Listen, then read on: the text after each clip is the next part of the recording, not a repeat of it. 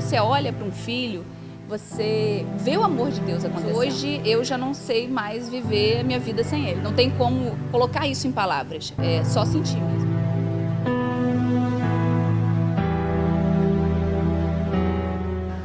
Quando eu soube que eu estava grávida, foi um susto, porque apesar de eu querer muito, ele não foi planejado.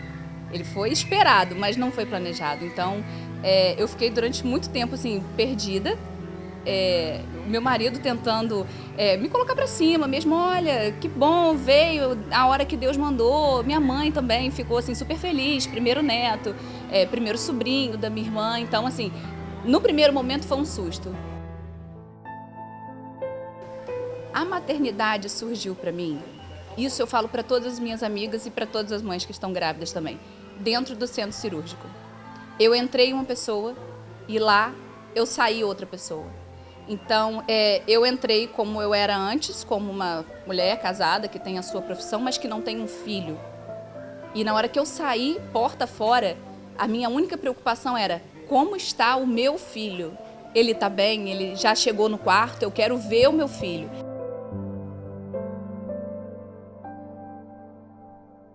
Na hora que eu cheguei no quarto, ainda sem tanto efeito de anestesia e tudo, eu fui ver, eu comecei já a identificar semelhanças dele comigo, dele com meu pai, dele com meu marido. E dali mesmo você só começa uma sensação imensa crescendo dentro de você. Não dá para explicar. Thor recebeu esse nome porque o pai dele era muito fã de um desenho chamado O Poderoso Thor. Isso nas décadas de 60, 70. E ele dizia assim, olha, o Thor era um super-herói muito engajado, era um super-herói que sempre estava tentando ajudar todo mundo. E ele tinha um filho, falando que era o poderoso Thorzinho. E que era uma criança extremamente bagunceira, mas alegre, espontânea, divertida. E ele tentou juntar todas as características, tanto do poderoso Thor quanto do filho, que são o mesmo super-herói, na figura do filho dele, que hoje eu vejo que o Thor tem muito desse super-herói. Ele é alegre, ele é espontâneo, ele é levado, ele é brincalhão, mas extremamente amoroso, prestativo. E eu ligava para minha obstetra todos os dias. Eu falava assim, doutor, eu tô chorando, eu consigo parar de olhar para ele e chorar. Ela falava, isso é normal. Eu falei assim, mas não pode ser normal. Eu olho para ele, me dá uma coisa tão forte, eu sinto uma coisa que eu não consigo explicar. Então, assim, eu tinha que ter os cuidados com ele e o tempo que eu estava dando mamar, o tempo que eu estava trocando fralda, o tempo que eu estava dando banho nele, eu sempre estava chorando. Porque eu achava ele perfeito demais, eu achava ele lindo demais, completamente fora do que eu poderia imaginar na minha vida. Ele passou por uma infecção quando ele tinha 8 meses e ele precisou ser hospitalizado. Essa infecção ela se tornou uma quase sepse, ele ficou 20 dias na UTI e a gente só caiu em si que a situação dele era grave quando de um dia para o outro no hospital ele triplicou de tamanho. E eu não soube dizer o que era, então eu perguntava para os médicos e aí eles foram me falar que o rim dele não estava funcionando. Chega a coordenadora do UTI e fala assim, vocês são pessoas conhecidas, vocês precisam de ajuda rápido, porque se seu filho não tiver plaqueta, ele morre.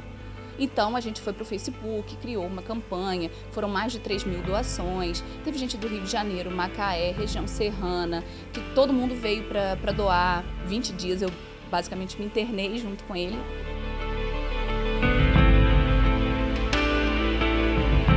Na hora em que eu ia, assim, que eu ia almoçar, que eu ia lanchar, que eu ia beber alguma água, que minha mãe ou então meu marido entravam na UTI para me render durante esse período, que as pessoas falavam, os padrinhos de Thor, que sempre ficavam lá embaixo, os amigos, eles falavam assim, olha, já tem 90 pessoas na fila do Ferreira Machado, já tem 1.000 compartilhamentos na sua postagem do Facebook, tem 10.000 compartilhamentos.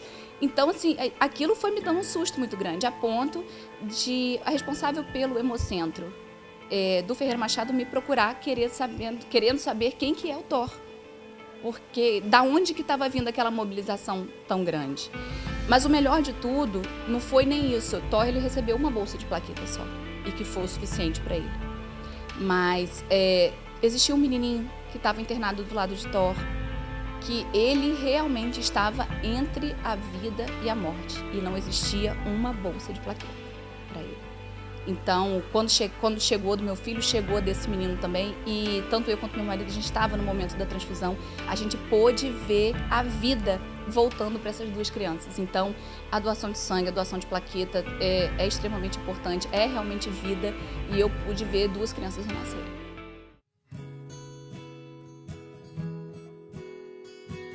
A possibilidade de não ter o meu filho me deixou muito desesperado. Eu achava ele assim tão perfeito, tão lindo, tão tudo. E eu me ver sem ele era bem complicado. Então, assim, isso é o que mais me aterrorizava. Não o fato de eu estar ali, de eu ter que vê-lo todos os dias sendo picado para fazer exame de sangue, para fazer diversos exames, ele chorando, não. Mas o meu medo era ficar sem ele.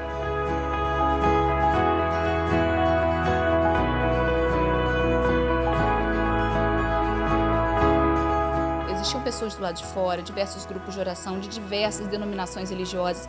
Então, assim, o que eu pude fazer foi visitar depois cada um deles e agradecer essas pessoas. Fiz um agradecimento para as pessoas onde eu não pude estar presente, também pelas redes sociais, mas isso me transformou. Se existia uma Nayara antes de ter filho, passou a existir uma Nayara depois desses 20 dias na UTI.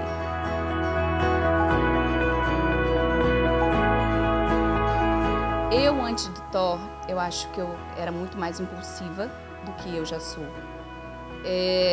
Eu sempre fui muito objetiva, sempre fui muito focada e priorizava sempre a minha família e os meus amigos. Depois do TOR, eu me tornei mais caridosa, mais atenciosa, mais paciente, mais determinada, porque eu não tenho que lutar por mim, agora eu tenho que lutar por uma outra pessoa também. E ele, cada dia que passa, ele me transforma, ele me completa, ele me acrescenta. Ele não é uma criança, é um anjo, porque acho que são criaturinhas assim que fazem a gente entender o porquê que a gente veio a esse mundo.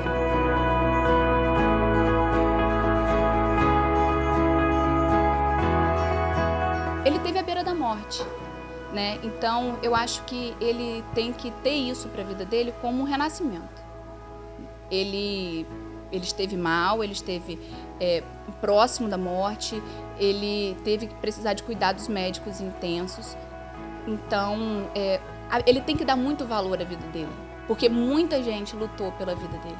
Não fui só eu sozinha, não foi a minha família, não foram só meus amigos. Uma cidades circunvizinhas também, entendeu? Então, eu acho que ele tem que dar muito valor à vida dele, ele tem que honrar a Deus acima de tudo, porque ele é muito precioso, e as pessoas acreditaram nisso também, acreditaram na preciosidade da vida dele. Então, é isso que ele tem que levar para a vida dele. Ele tem que ser um homem honesto, ele tem que ser um homem honrado, honrando a Deus acima de tudo e entendendo que a vida dele é muito mais preciosa do que ele imagina.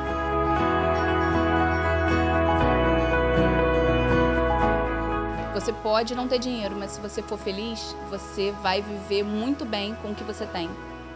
Se você não tem um amor entre homem e mulher e você é feliz, você consegue viver muito bem. Se você não tem muitos amigos, mas se você é feliz, isso já te basta. E nessa felicidade, sempre tendo Deus como o primordial. Ser mãe é padecer no melhor paraíso que existe nessa vida.